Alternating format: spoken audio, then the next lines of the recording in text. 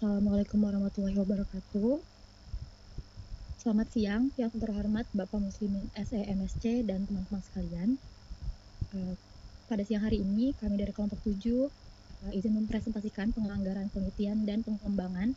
Di sini ada 4 anggota. Yang pertama ada Jefta Surya Arya Reva dengan ujung ETM 005, Indah Permatasari dengan ujung ETM 034, Jennifer Adiba dengan ujung NPM 137, dan Elsa Neviana Immanuel Turnip dengan ujung NPM 020. Baik, untuk materi yang pertama mungkin bisa langsung disampaikan oleh rekan saya. Pada Jefta, dipersilakan.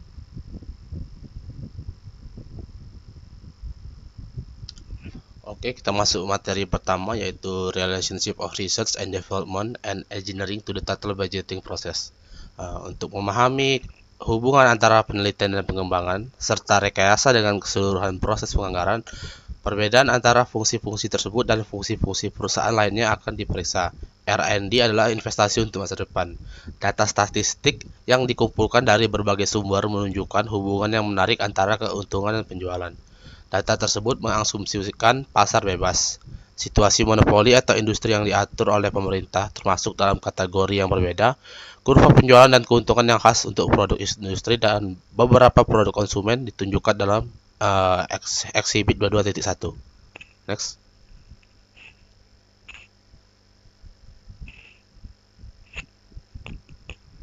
Next. Bisa dilihat di sini ini adalah salah satu typical produk atau proses life cycle curves. Nah, ini merupakan tahapan-tahapan sebuah produk dari suatu perusahaan. Jika kita lihat dari tahapan perkenalan produk, terus pertumbuhan growth, itu terus ke titik puncaknya atau maturity dan akhirnya ke fase decline. Nah, dari selama menjalani proses-proses tersebut penjualan akan terus meningkat pada titik puncaknya di tahap maturity, sedangkan untuk profit marginnya akan meningkat pada fase growth dan terusnya akan melandai secara stabil. Next.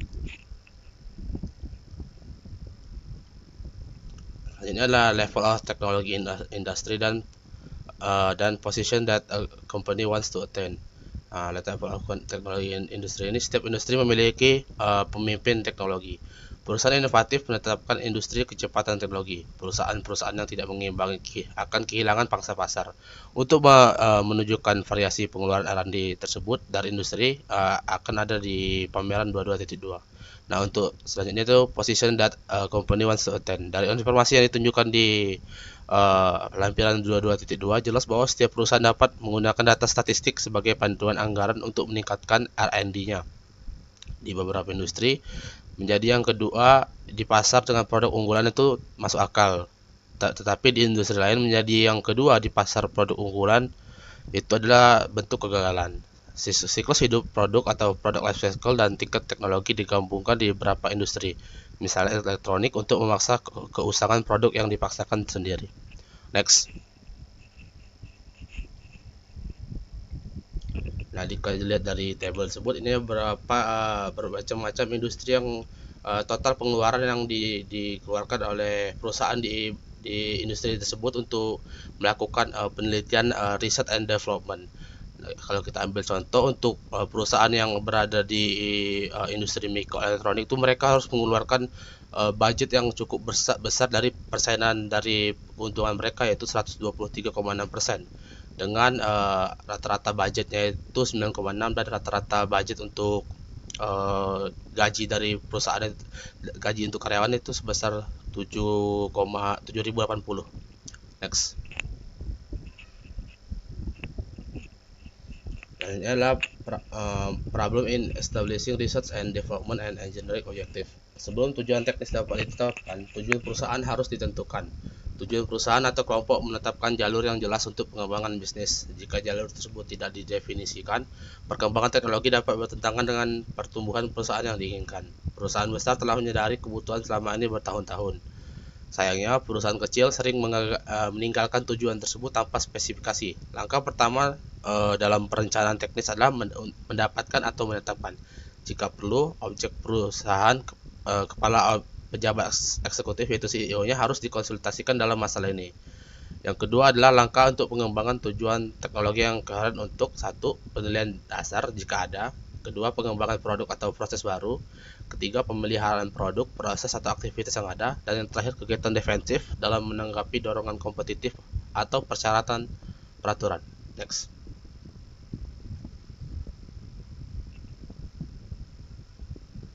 Selanjutnya adalah basic requirement of an objective. Ada beberapa tujuan yang harus dicapai oleh suatu perusahaan. Ya, pertama, tujuan itu harus realistis, artinya sasaran tujuannya harus dapat dicapai dan dipahami.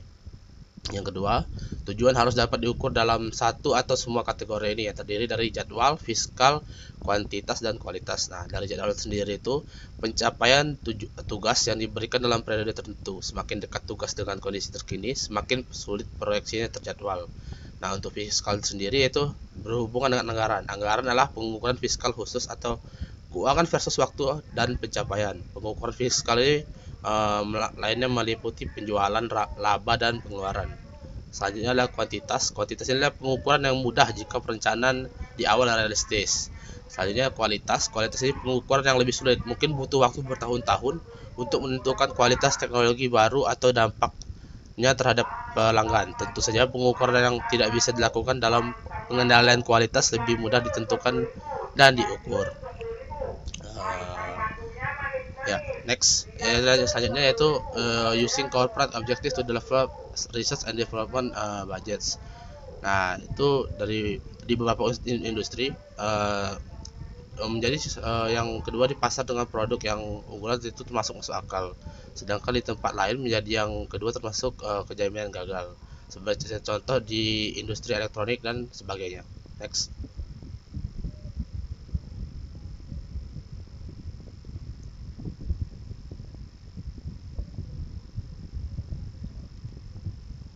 Next.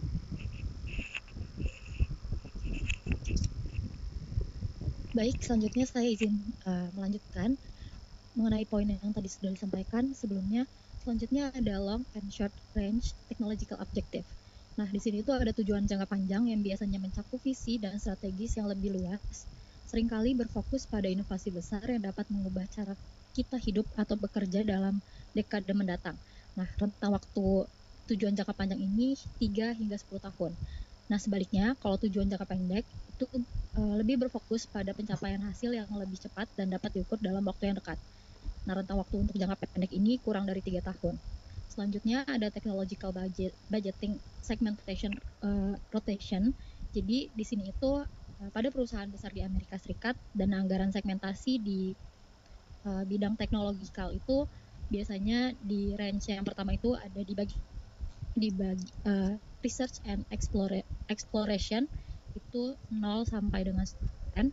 Lalu ada development itu 20 sampai 35%. Selanjutnya ada sustaining itu 55% sampai dengan 80%. Next slide.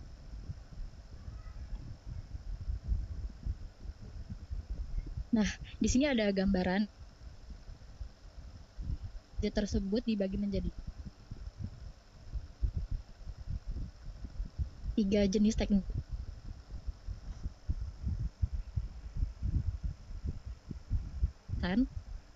Develop 50% dan sustaining atau keberlanjutan itu 40%. Di mana research and exploration development 24% dan sisanya 75% untuk keberlanjutan. Dan yang terakhir ada low technology, di mana hanya ada development sebanyak 20% dan keberlanjutan sebanyak 80%. Next slide.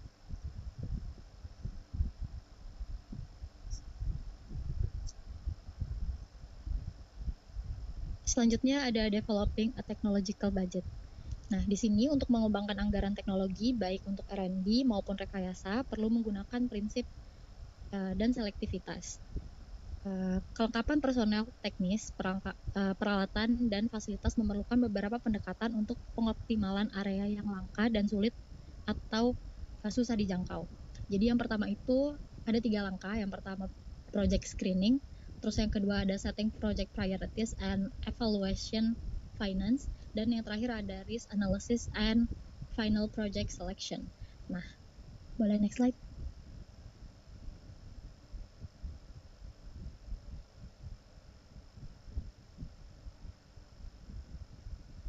Next slide. Nah, ini.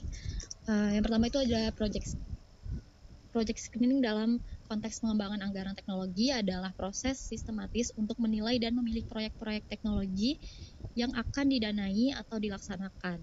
Nah, proses ini bertujuan untuk memastikan bahwa proyek yang dipilih sesuai dengan tujuan strategis organisasi dan memiliki potensi keberhasilan yang cukup tinggi. Nah, aspek utamanya itu ada 4. Yang pertama, identifikasi kelayakan proyek. Nah, ini menilai apakah proyek memenuhi kriteria dasar seperti biaya, waktu, dan sumber daya yang tersedia. Terus selanjutnya ada analisis dampak. Ini melakukan penilaian dampak lingkungan dan sosial untuk menentukan konsekuensi dari proyek tersebut sehingga dapat meminimalisirkan resiko negatif. Terus yang ketiga ada prioritas proyek. Ini mengurutkan proyek berdasarkan potensi manfaat, resiko, dan keselarasan dengan strategis jangka panjang yang akan dilakukan oleh organisasi. Dan yang terakhir ada pengambilan keputusan, di mana memberikan rekomendasi apakah proyek tersebut harus dilanjutkan, dimodifikasi, atau dibatalkan berdasarkan hasil analisis. Next slide.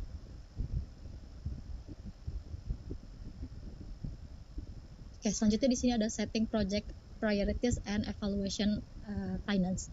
Di sini dalam pengembangannya, anggaran teknologi adalah langkah penting untuk memastikan bahwa sumber daya yang terbatas digunakan secara efektif dan efisien. Jadi dibagi menjadi 2. Yang pertama ada setting project priorities, di mana kita melakukan identifikasi proyek, kriteria penilaian, dan peringkat proyek. Terus selanjutnya ada evaluation finance, di mana kita melakukan analisis biaya, perbandingan anggaran, serta resiko finansial yang akan dilakukan dalam proyek tersebut. Selanjutnya akan dilanjutkan oleh rekan saya.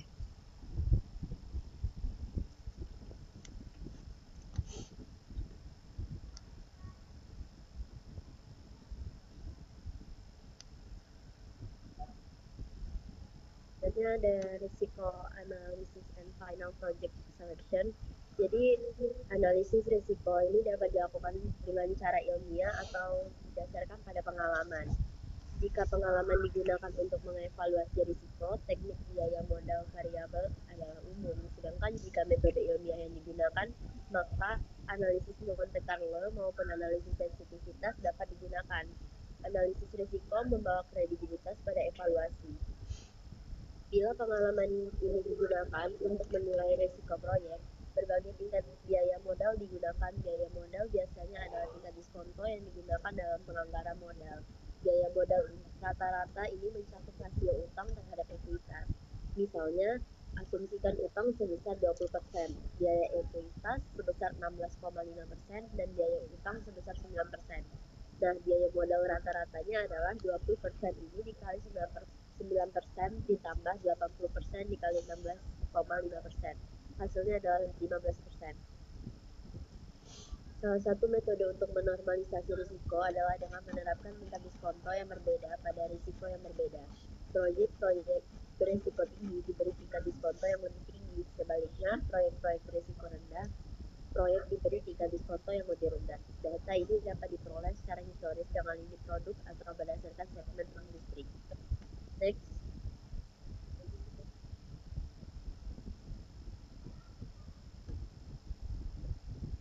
Nah, di sini ada analisis Monte Carlo. Untuk setiap arus kas dapat dilihat pada lampiran 22.7 diperoleh 3 atau lebih estimasi.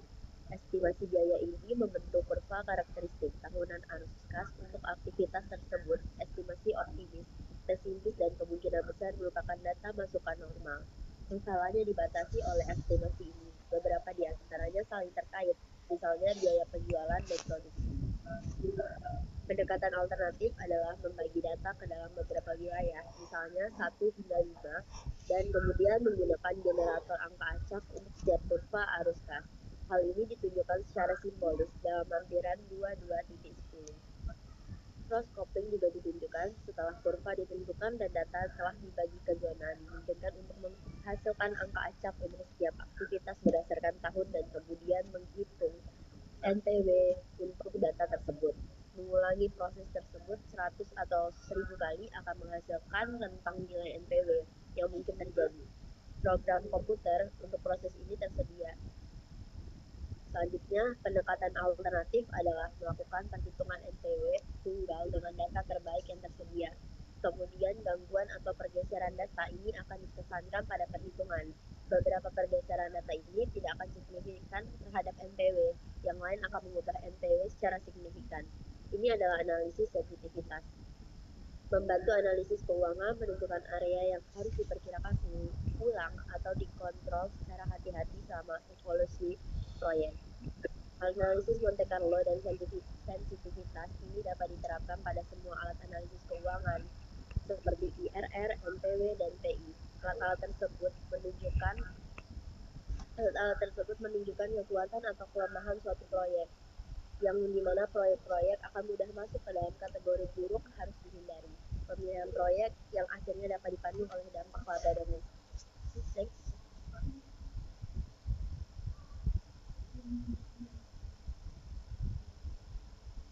Selanjutnya adalah relationship of budget and schedule. Konsep perencanaan dan penjadwalan yang realistis memerlukan estimasi yang dinegosiasikan, ditunjukkan dalam lampiran 22.11. Metode untuk mendapatkan data, masukan dari orang-orang yang bertanggung jawab atas pekerjaan ini menghasilkan komitmen dan realisme dan dalam estimasi. Jika estimasi ini terlalu tinggi, manajer dapat menegosiasikannya ke bawah. Jika waktu tugas atau tuntutan tenaga kerja tidak realistis, pemimpin tugas dapat bernegosiasi untuk lebih banyak waktu atau tenaga kerja. Dengan kedua belah pihak berusaha mengembangkan data masukan yang jujur, kemungkinan jadwal yang realistis lebih tinggi. Mengacu pada lampiran 22.11, pimpinan tugas memperkirakan jumlah tenaga kerja, renta waktu, dan lama kerja waktu, dan bahan baku yang dibutuhkan untuk menyelesaikan tugas mereka. Data dalam pameran ini digunakan untuk mengembangkan jadwal Gantt mekanis, histogram waktu tenaga kerja, dan anggaran proyek. Simbol yang tercantum digunakan untuk mengembangkan bagan Gantt mekanis yang ditunjukkan dalam lampiran 22.12. Next. Oke, untuk lampiran 22.11, panah yang menunjuk ke atas menunjuk kendala antarmuka. X menunjukkan kemungkinan dimulainya aktivitas yang dibatasi. Jika beberapa X tersebut berada pada garis rencana aktivitas, X terakhir membatasi dimulainya aktivitas dependen. O digunakan sebagai tanda awal atau akhir untuk setiap aktivitas. Garis yang menghubungkan tonggak tersebut menggunakan rentang waktu proyek yang sebenarnya. Aktivitas rentang waktu 3 bulan akan memiliki tonggak pada awal dimulainya dan tonggak lainnya di lokasi yang berjarak 3 bulan. Garis penghubung menghubungkan tonggak-tonggak tersebut untuk didurasikan aktivitas yang direncanakan. Bila 100% digunakan sebagai antarmuka, aktivitas yang dibatasi mengharuskan semua pekerjaan aktivitas yang membatasi diselesaikan sebelum dimulainya aktivitas tersebut. Bila beberapa batasan X ada pada baris aktivitas yang dibatasi, maka aktivitas tersebut mendominasi. Jadi 100% A pada aktivitas G berarti bahwa aktivitas G tidak dapat dimulai hingga aktivitas A selesai. Aktivitas D tersebut memiliki 3 batasan, dan aktivitas yang dominan dalam kasus ini adalah aktivitas A. Jadi aktivitas D tidak dapat dimulai sebelum aktivitas A selesai. Bila kendala parsial digunakan, kendala tersebut harus diikuti oleh persyaratan kendala penyelesaian. Dalam aktivitas E, kendala parsial 50%, B 75%. Berarti bahwa gambar bagian dapat dimulai saat tengah dari tata letak desain setelah selesai. Aktivitas E ini melampaui titik 75% hingga semua tata letak tersebut telah selesai. Kendala parsial selalu melibatkan beberapa bentuk pekerjaan yang sinkron antara aktivitas yang membatasi dan yang dibatasi. Panah yang menunjukkan ke bawah tersebut menunjukkan persyaratan penyelesaian untuk pembatasan parsial yang ditunjukkan di mana akhir dalam lampiran 22.12 tersebut, di mana akhir aktivitas D harus bertemu dengan aktivitas E. Aktivitas tersebut sinkron terjadi antara D dan E, antara E dan F, dan antara H dan A. Segitiga pada tersebut menunjukkan waktu paling lambat suatu aktivitas dapat diselesaikan. Sama dengan T dalam bagan chart. Jika segitiga berada tepat di atas tonggak akhir, aktivitas tersebut kritis, tidak memiliki kelonggaran sama sekali. Namun jika segitiga tersebut bergeser dari tonggak akhir, aktivitas tersebut memiliki kelonggaran. Kelonggaran ini dikembangkan oleh beberapa kendala. Terdapat beberapa kendala X pada garis aktivitas. Kendala terakhir mengendalikan permulaan aktivitas yang dibatasi. Aktivitas X lainnya yang berisi aktivitas ini memiliki kelonggaran yang sama dengan ruang antara X dominan ini dan X yang dipertimbangkan. Dimungkinkan untuk menggunakan simbol lain ini untuk pengembangan beragam gen yang ditemukan di tetapi simbol-simbol ini dipilih karena alasan tertentu. Misalnya, tadi digunakan sebagai tonggak awal dan akhir yang direncanakan. Ini solid digunakan untuk tonggak awal dan akhir aktivitas historis yang sebenarnya. Dengan cara ini, kontrol proyek dan data historis dapat diperoleh dari grafik yang sama. Next.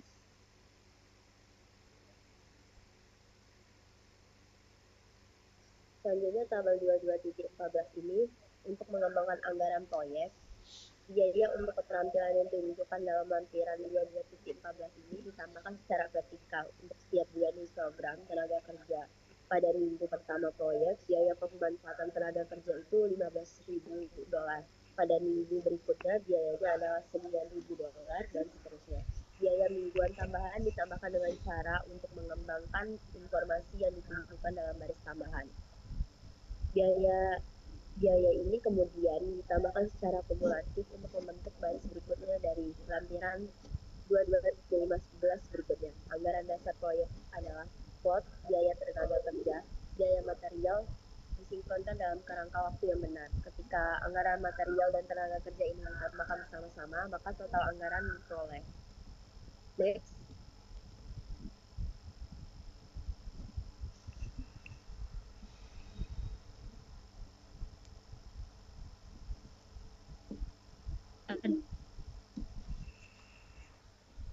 Selanjutnya ada preparing a department budget. Jadi anggaran departemen teknis ini merupakan penjumlahan dari semua anggaran proyek, semua alokasi R&D, semua rekayasa berkelanjutan dan semua R&D kontrak pada aktivitas rekayasa. Korporasi menyediakan semua pendanaan kecuali dana kontrak. Total anggaran departemen teknis mencerminkan berbagai faktor yang digunakan untuk mengembangkan tarif beban. Faktor-faktor ini menyangkut semua biaya proyek langsung, biaya administrasi, hari libur, cuti sakit, alokasi positif atau negatif, biaya tetap persediaan yang dapat dikendalikan, perjalanan reproduksi bahan dan layanan lain-lainnya.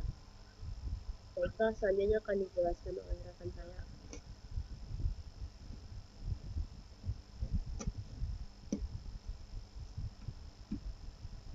Baik, selanjutnya itu ada gross expense, biaya departemen yang digunakan biaya kotor meliputi biaya tenaga kerja, gaji, manfaat. Pengeluaran yang dapat dikontrol meliputi persediaan perjalanan, reproduksi, pelayanan, dan biaya proyek lainnya. Nah, selanjutnya itu ada bar kan berdasarkan pada biaya tidak langsung, bukannya meliputi biaya alokasi antar departemen, biaya overhead, pengembangan, biaya administrasi proyek, biaya sekretaris atau departemen, biaya administrasi departemen, dan layanan lain-lain, dan biaya administratif departemen. Next. Dalam rekayasa kontrak atau pekerjaan R&D kontrak, pelanggan sama mendapatkan penalaran, tapi pelanggan sesuai ini jadi jangan membayar lebih karena kekurangan ini banyak departemen membangun anggaran proyek langsung dari program tenaga kerja. Biaya tenaga kerja aktual digunakan dalam konsep ini. Tingkat beban ditambahkan anggaran proyek untuk menentukan biaya nyata proyek. Baik, berikut ini merupakan perhitungan tingkat beban untuk departemen pengembangan teknis. Jika semua proyek dibayar oleh perusahaan, tarif beban dapat menjadi alat yang berguna, dan kekurangan biaya proyek yang sebenarnya tidak memiliki konsekuensi. Namun, jika kontrak pengembangan atau penelitian dibayar oleh pelanggan, histogram biaya tenaga kerja ditambah tarif beban adalah sistem yang paling adil. Dengan munculnya komputer, penyempurnaan ini dengan mudah dimasukkan ke dalam anggaran. Next. Ada managing a budget, laporan bulanan membantu manajemen dalam mengendalikan pengeluaran departemen, teknik yang lebih modern untuk melacak proyek dan menggunakan nilai yang diperoleh. Bulanan menunjukkan area masalah potensial dengan bulanan orang dapat melihat bahwa perjalanan sedang dipantau dengan cermat oleh kepala departemen. Yang selanjutnya ada value, nilai yang diperoleh adalah biaya yang dianggarkan dari pekerjaan yang dilakukan. Rencana atau anggaran adalah biaya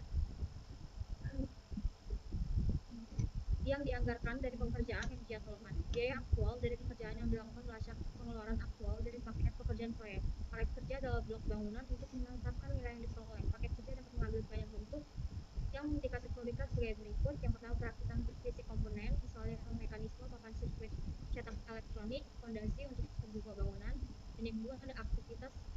pengembangan, misalnya tata letak fondasi, desain suspensi kendaraan, eksperimen pertumbuhan kultur bakteri. Yang terakhir ada sebuah studi, misalnya evaluasi keseluruhan proyek atau bagian dari proyek analisis lingkungan. Next. Sebagai contoh, dari proses nilai yang diperoleh, kontraktor memiliki tanggung jawab untuk memasang unit pendingin udara dinding individu di gedung berlantai 50. Berikut tabelnya. Untuk menyederhanakan estimasi kontraktor, telah mengumpulkan unit-unit tersebut ke dalam kategori nilai 10 lantai. Estimasi ini diberikan sebagai berikut. Jika paket kerja nilainya terlalu besar, maka menghasilkan pelacakan yang akurat. Jika paket kerja terlalu kecil, maka menghasilkan pelaporan yang efisien. Maksud kontraktor adalah memasang 5 unit per minggu dengan total 10 minggu, yang memerlukan proyek yang telah selesai dalam rentang waktu 10 minggu. Next. Di sini ada budget tracking, yang dimana dalam lampiran gambar 22.23 merupakan pelaporan tradisional rencana versus aktual akan mengasumsikan bahwa proyek ini mengalami kesulitan yang parah karena pengeluaran aktual secara konsisten melebihi anggaran. Kenyataannya proyek tersebut kondisi sangat baik, proyek tersebut lebih cepat dari jadwal dan di bawah anggaran. Yang kedua itu gambar 22.24. Laporan tradisional rencana versus aktual akan mengasumsikan bahwa proyek ini dalam kondisi sangat baik karena pengeluaran aktual di bawah anggaran. Kenyataannya tidak ada yang baik tentang proyek ini. Proyek tersebut terlambat dari jadwal dan di atas anggaran. Dan yang ketiga itu gambar 22.25 menunjukkan proyek campuran. Proyek tersebut terlambat dari jadwal tetapi nilai yang diperoleh lebih besar daripada uang yang dikeluarkan. Manajer proyek dapat menjadwalkan lembur dengan dana surplus untuk mengembalikan proyek ini sesuai jadwal. Next, untuk yang selanjutnya ada coordinating project budget. Dalam organisasi proyek, semua orang yang mengerjakan proyek melapor ke manajer proyek. Tanggung jawab untuk jadwal dan anggaran adalah domain manajer proyek. Tanggung jawab untuk teknologi adalah domain manajer fungsional. Laporan ganda memberi manajer proyek kontrol yang diperlukan untuk menyelesaikan pekerjaan, dan itu memberi manajer fungsional spesialis yang diperlukan untuk memastikan pengembangan yang berkualitas. Selanjutnya itu ada manajer laboratorium R&D akan memasuk orang-orang untuk mengerjakan proyek dari area kerja normal mereka dan akan bertanggung jawab atas teknologi dan kualitas. Orang-orang yang mengerjakan proyek akan memiliki dua role, masing-masing mengendalikan aspek pekerjaan mereka yang berbeda-beda. Laporan data keuangan, financial secara konteks fungsional, juga proyek yang detail, laporan data sinkron dari semua laboratorium, dari pembelian dan dari komoditas. Organisasi matriks membutuhkan data yang akurat, tetapi kebutuhan untuk kantoran lebih mudah dipenuhi karena manajer proyek memiliki keseimbangan kualitas dan tanggung jawab yang tepat dan mendorong memotong dapat memotong semua garis untuk mendapatkan data. Baik, saya kembali lagi pada moderator.